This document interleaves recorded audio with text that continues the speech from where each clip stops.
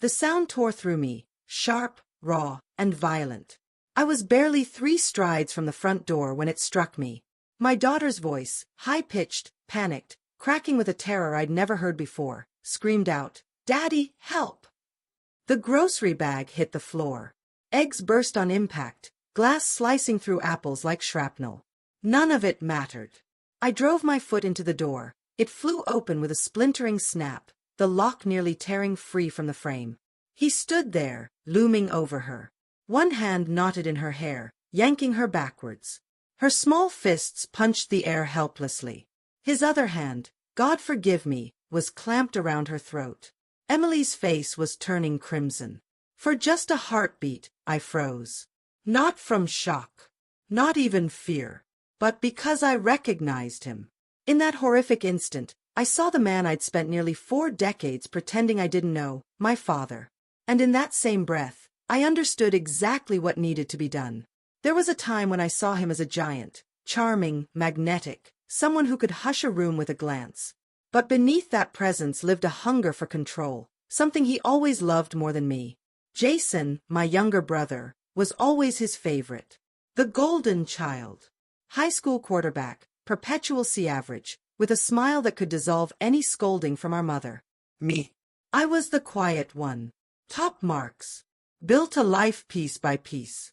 I bought my home outright by 32, a $260,000 corner unit with morning sun and peace at night. When my wife was killed in the train crash, I shattered, but quietly. Emily was only 6. She couldn't grasp grief, only absence. So I clung to her like she was all that remained, because she was. 2 months after the funeral, my father appeared with Jason at my door. "We need to talk," he said, like a man announcing a corporate merger. They sat across from me at the dining table I hadn't used since her death. Then, without hesitation or shame, he said, "I think it's time you sign this place over to your brother." I blinked. "Excuse me." Jason grinned like they'd rehearsed this entire thing. "You're a single dad now. You don't need a place this big. Me and my fiancé could really use the space." I laughed. Actually laughed. For a second, I believed it was some twisted joke. It wasn't. "No," I said. My father's fake smile twitched, a crack showing. "You owe this family." There it was, the menace behind the words. "I don't owe anyone a damn thing," I told him. "Now leave." He rose slowly, leaned in so close I could still smell that same cologne he'd worn when I was a boy, overpowering and suffocating. Control bottled in a glass vial. "You'll regret this," he whispered. 3 days later, I stepped out for groceries. I told Emily I'd be 20 minutes. I should never have left her alone. He had a key. I'd forgotten. He must have copied one when I was young and too naive to realize his attention was surveillance, not affection. He let himself in. Demanded Emily tell him where I stored the deed. She refused. Brave, stubborn, just like her mother. So he lashed out. The second I saw his hands on her, something snapped inside me. I didn't scream. I didn't rush him. I told him, cold and steady, to let her go. He did.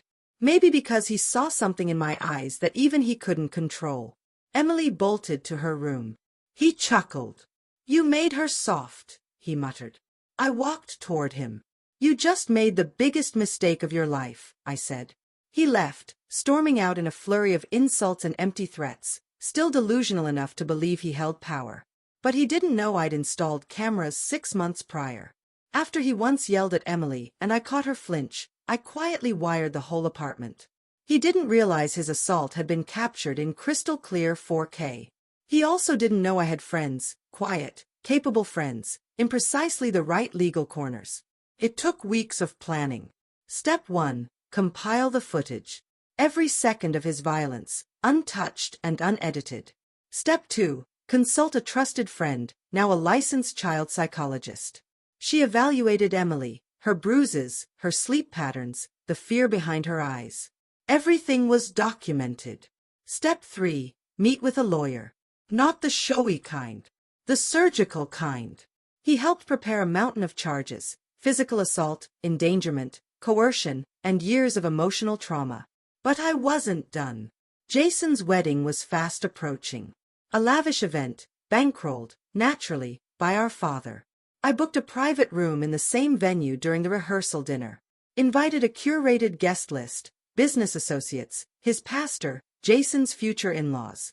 An audience that mattered. No speeches. No preamble. Just a screen. And then, Emily's scream. Gasps. A woman cried into her hands. Jason stood up. My father's face went ghost white. I'm filing charges tomorrow, I said, calm and clear. And the authorities already have copies. He tried to spin it. Tried to lie. I held up the documented evidence. Then I turned to Jason. Oh, and about that anonymous tip on your loan application and tax filings? You're welcome. His mouth hung open. He didn't know I'd known. But I had. I always had. I was just waiting for the right moment. Court moved fast. The video spread quietly through legal circles. My father's name became poison. Sponsors dropped him. His property was vandalized, though not by me. Karma's a straight shooter if you guide her hand gently. Jason's fiancée left him 2 weeks later. Took half the money and the dog. Emily got therapy. And a lock on her bedroom door. I replaced the apartment locks too. The deed never left my name. People ask if I regret not acting sooner. No. Because revenge, true, clean revenge, isn't driven by fury.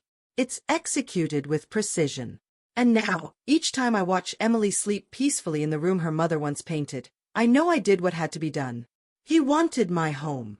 Instead, I took his name, his mask, his delusion of control.